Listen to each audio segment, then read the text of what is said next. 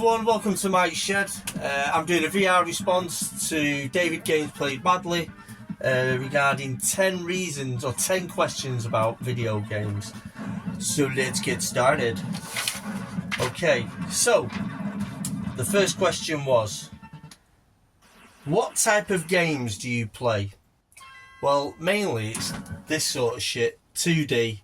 This in particular game I play a lot of R-Type. I played it a long time ago. I've got it on my little Retrocade here.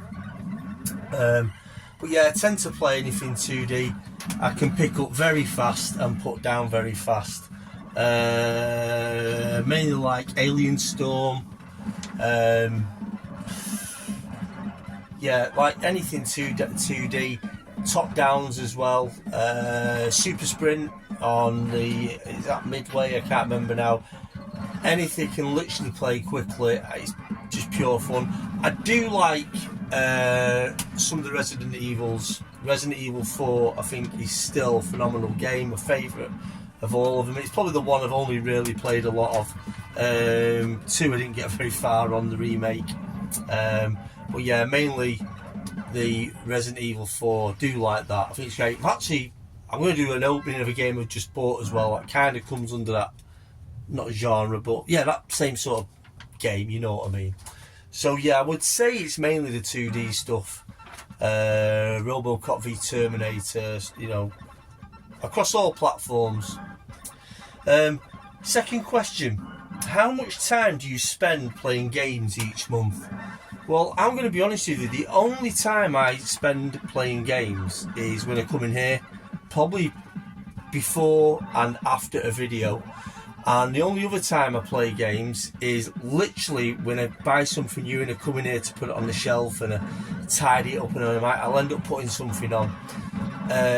Other than that, may jump on a handheld in the house, but on my PS4. Now I have bursts of playing PS4 games. I'll play, I don't know, like mainly again Resident Evil 4, play 2 and 4, and play that for a long period of time, for about a week maybe, in the evening, and then I don't do anything again for ages. So on average a month, I'd be lucky if it's 2 hours a month, depending on what I'm playing or what I'm interested in at that time.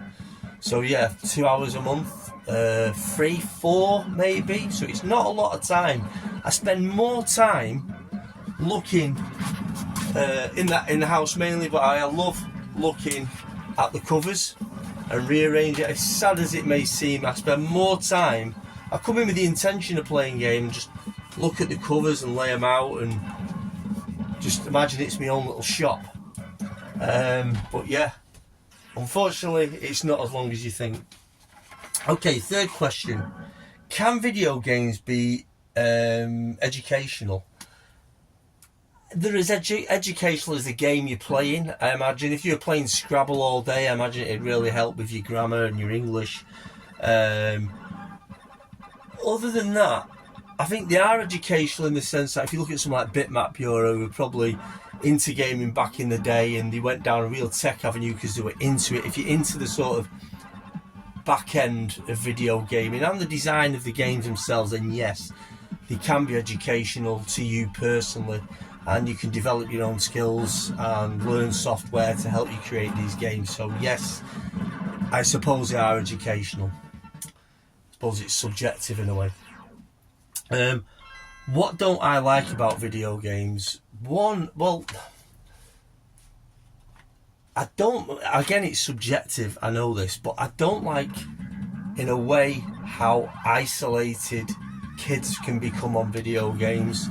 I think that's, jury could be out on that. I mean, I remember my son playing, we got him a console for Christmas, or game for Christmas, and he literally played it for 24 hours. Now, I can see that being fun every now and again, and that did come to an end because he was on it a lot, and then, you know, it was new, but he still wanted to go out and he played out, and you know, he played out, he had a life outside of that.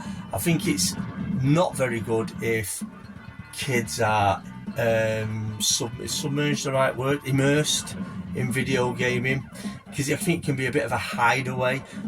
from real life. And, you know, me coming in here is a hideaway from real life, but I have to spend the majority of my time in real life. So it is escapism, and I think it's great. I think it's not great how, like say, immersed people can become in it.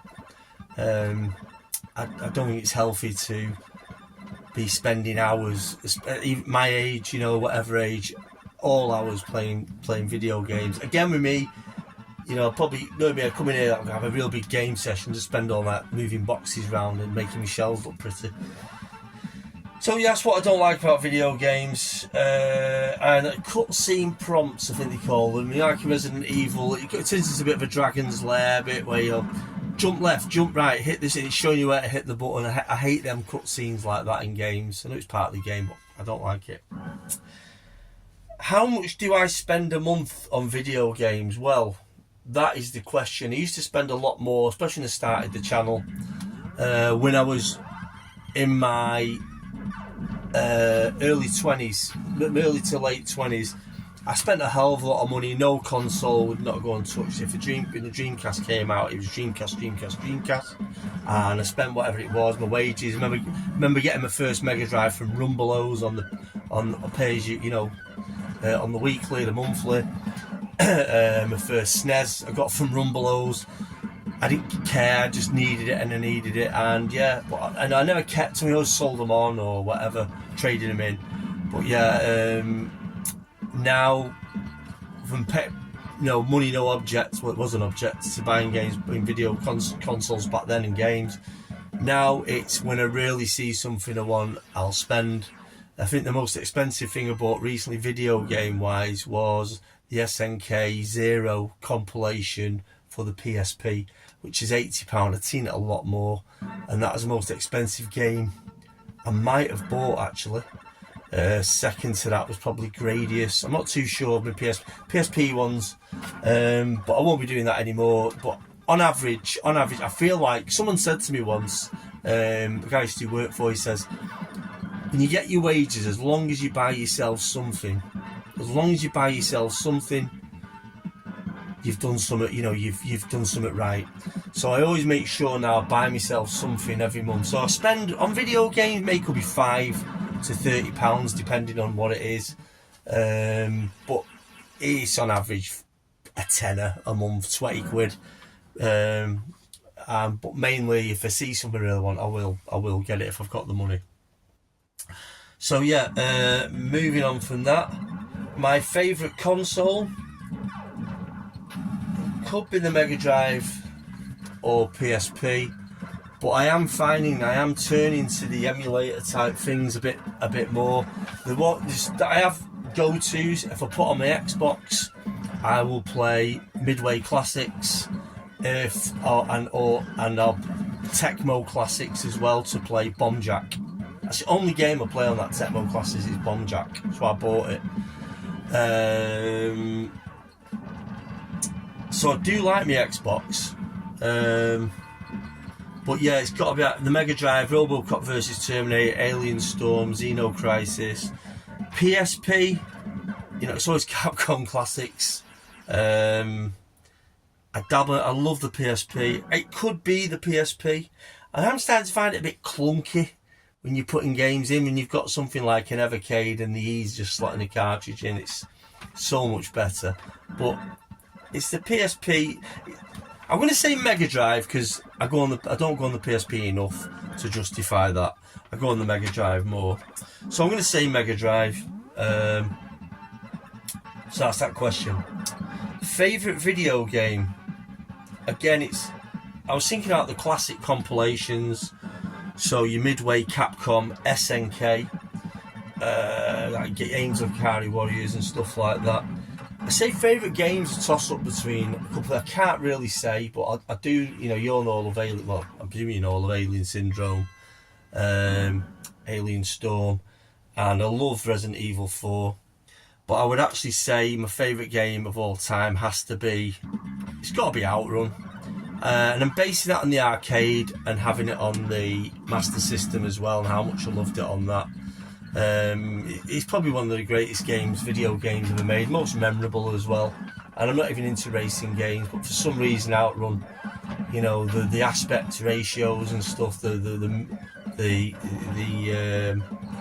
speed of the game, the characters, you know, so groundbreaking. So it's got to be Outrun.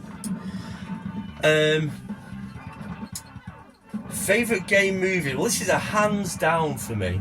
This is a hands down. It's Outrun. Yeah, no, I'm joking. They never made an Outrun movie. No, my favourite game movie has got to be Silent Hill with Sean Bean.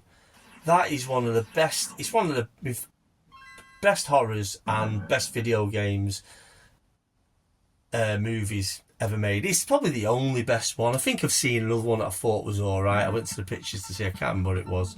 But Silent Hill, hands down. I'm not even a big fan of the game. I had it on PSP about 15, 20 years ago, and it scared the shit out of me. I could only play it for so long. It was too creepy. You know, it's when you look away, you're playing it at night in the dark, you look away and you're fucking seeing all sorts. So yeah, Silent Hill. Favourite game character? This is a good one. So this is a toss-up. So it's either got to be Arthur from Ghouls and Ghosts, Leon from Resident Evil 4. Just looks so cool. All the characters in that look cool. But I'd have to say, and I love the game, I'm absolutely shit at it, probably like the rest of the planet. But the favourite video game character, I would say, is Dirk from Dragon's Lair, Don Bluth animation. It just looks, it's just something about, and it's so basic. There's a feeling I get when I see that character, and it is a very nostalgic feeling. And you know, it's just such great artwork, I don't know what it is. And Daphne, Princess Daphne, oh man, you know, I know you're all going about Jessica Rabbit, but come on, she's up there. So yeah, so I'd say Dirk from Dragon's Lair. And the last question, least favourite game type. Well, I'm going to be honest with you, it's RPGs. And I know some people love them, it's getting engrossed in it and all the rest of it. I think there was one good one I liked on the Dreamcast. It might have been called Hero or Quest or something, where the characters are a bit more to scale. I hate the fact, I love looking at PSP RPGs, and you get a really nice box art, really interesting characters, and really like curvaceous women in all these poses, and you're like, wow, what, this game is fantastic. And you turn it on as these little shitty characters fucking marching around the fucking screen, and it's like, come on, like, it doesn't cut it. What would it take to make the character more, the dimensions of the character, I keep getting this wrong, not biology, you know what I mean, the proportions of the body more realistic. To see these little big fucking head like that with two little legs dangling off it, it's like, come on, I'm fucking at my age, gonna be doing that shit? No, I can't. So RGB. RPGs are my least favourite of the genres. I find it a bit boring to be immersed. Where's the fucking action? I mean, you have a fight in it. It's like, because, you know, it cuts in, it's like you got to put in the calculations for your guy. Oh, it's so fucking dragged out. It's like, not for me, I'm afraid. But 10 great questions there. I'm going to nominate, I suggest Not the Coin to answer the questions. The link will be in the bio, along with David, Games Played Badly. Enjoy. I'll put up your YouTube in my description, is it? And David, Games Played Badly, I'll be dropping yours in as well. Thanks for putting me up for this. Found it interesting. It made me have to dig deep and rack the brain cells, but we got there in the end. Thanks very much for watching. You've been watching Mike Shed. Guys, please like and subscribe if you like my content, and you live, more importantly, you like the Shed. Yeah, so give me a thumbs up and a like, and yeah, it'll help my ego grow a bit. Guys, I've noticed I'm up to 295 subs. I bet some bastards will drop off after this, but I'm nearly at 300. Join me for champagne when I hit 300, and yeah, it'll be good fun. Give it 6 months, I might be there. Okay guys, thanks very much for watching, and I'll see you all soon. See you later. Bye bye.